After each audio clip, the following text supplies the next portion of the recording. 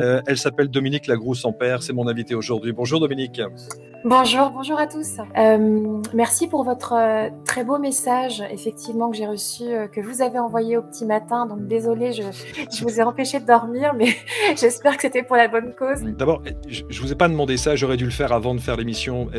Pour ceux qui ne connaîtraient pas Claude Sampère, est-ce que vous permettez que j'affiche une photo de Claude? Est-ce que Oui, ça vous dérange? merci pour la demande, c'est très gentil, avec plaisir.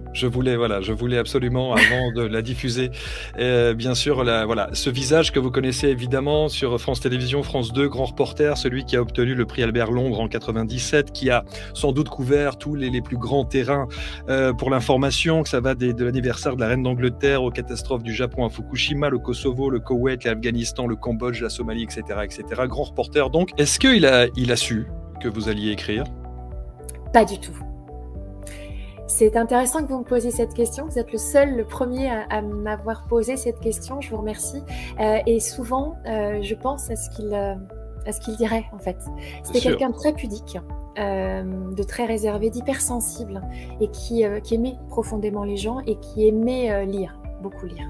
Et encore une fois, la mort, si elle doit servir à quelque chose, m'a permis de donner un sens à ce qui n'en a pas. Vous mettez une petite coccinelle à l'instant. Ça fait partie justement, effectivement, de ces signes de la vie de chaque jour qui me parlent, si vous voulez. La coccinelle que vous venez de mettre en image, c'est vrai que depuis que Claude n'est plus là, je vois plein de coccinelles. Alors que les coccinelles, j'avais l'impression qu'ils étaient un peu en voie de disparition. La lampe torche et la bouteille de gin tonic. C'est vrai, ça? Mais oui, c'est vrai. Parce qu'il est là. Et évidemment, je pense que les gens qui liront ce livre ne verront pas forcément Claude comme quelqu'un de mort. Et bien aujourd'hui, moi, cette mort, elle m'incite juste à profiter de chaque instant.